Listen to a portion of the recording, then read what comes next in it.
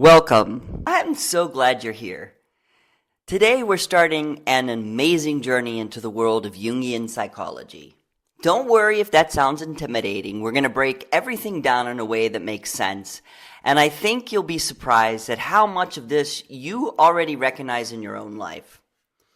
Carl Jung's journey represents one of the most fascinating chapters in the history of psychology. A story where personal crisis transformed into profound insight about the human mind. His work bridges science and spirituality, conscious and unconscious, personal and collective experience in ways that continue to influence how we understand ourselves today. This isn't just a tale of academic achievement, but a deeply human adventure of one man's confrontation with the unknown territories within himself.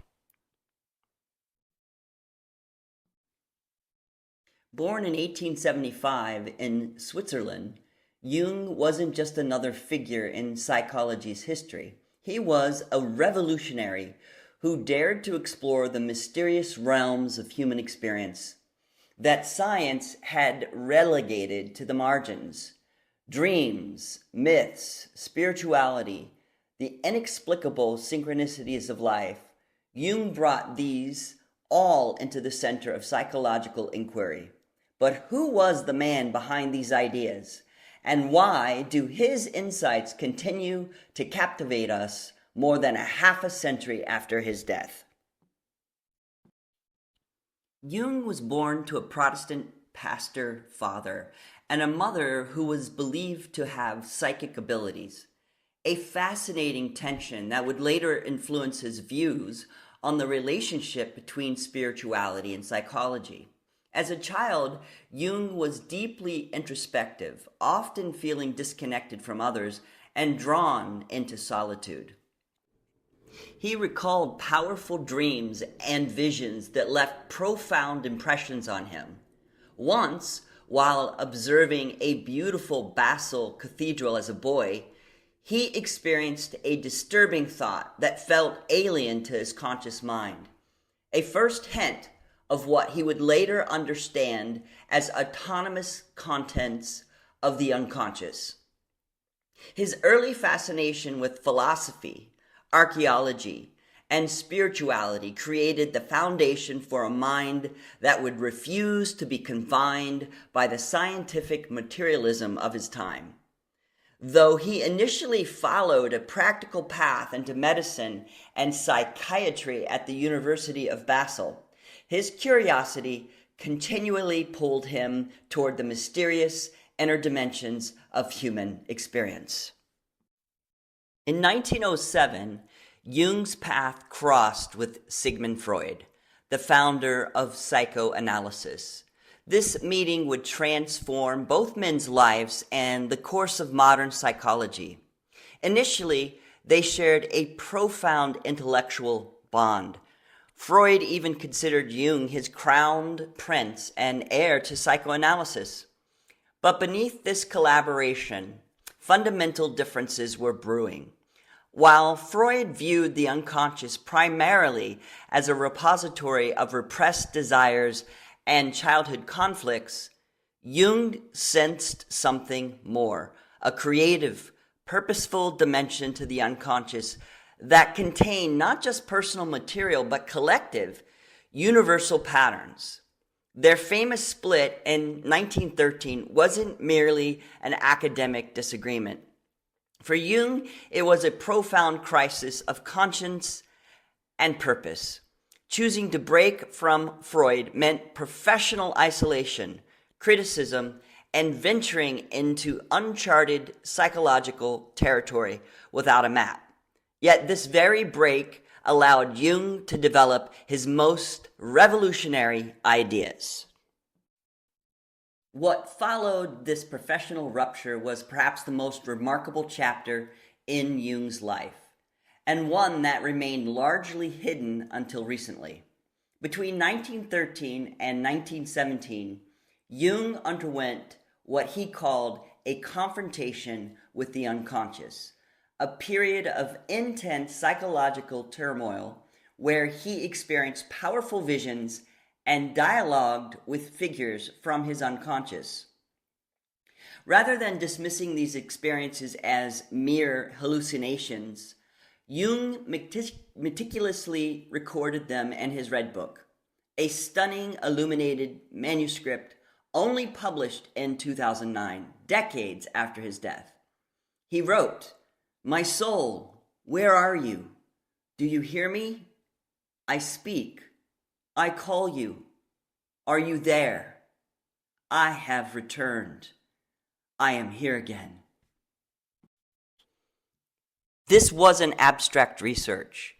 It was a profound personal odyssey.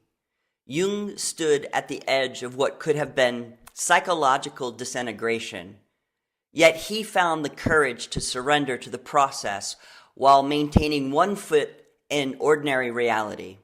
He called this approach active imagination, a conscious dialogue with unconscious contents. From this crisis emerged the foundations of analytical psychology. Concepts like the collective unconscious, archetypes, and individuation were born not in the sterile environment of academic study, but in the living laboratory of Jung's own psyche. The ripples of Jung's discoveries continue to spread far beyond clinical psychology. His influence extends into art, literature, religious studies, anthropology, and even physics, where he collaborated with Nobel laureate Wolfgang Pauli on the concept of synchronicity. Today, Jungian concepts appear everywhere, from popular personality tests to blockbuster movies that draw on his understanding of archetypes. Terms like introvert and extrovert, which Jung pioneered, have become part of our everyday language. But perhaps Jung's most enduring legacy is his insistence that psychological growth requires engaging with the full spectrum of who we are, not just our rational, socially acceptable qualities, but also our shadows, our contradictions, and our connection to something larger than our individual selves. Unlike many psychological approaches that focus primarily on reducing symptoms or adapting to society, Jung's vision was more profound. The journey toward what he called individuation, becoming who we truly are, integrating all aspects of ourselves in service of a more complete and authentic way of being. Why does Jung's approach resonate so powerfully today? Perhaps because in our fractured, fast-paced world, we hunger for deeper meaning and connection to ourselves, to others, and to something beyond the material world. Jung offers us not a set of rigid doctrines, but an invitation to explore our own depths with curiosity and courage, just as he explored his. His work reminds us that our dreams, our struggles, and even our breakdowns might contain the seeds of our greatest growth. As we continue this course, we'll explore Jung's key concepts, not as abstract theories, but as living tools for understanding ourselves and our world more deeply. In our next video, we'll break down Jung's big ideas into accessible, practical frameworks that you can begin to apply in your own life. For now, I invite you to consider what unexplored territory exists within your own psyche. What forgotten or neglected aspects of yourself might be waiting to be discovered. One of my favorite quotes of Jung: "Who looks outside dreams. Who looks inside awakes." Okay, bye for now. See you in the next video.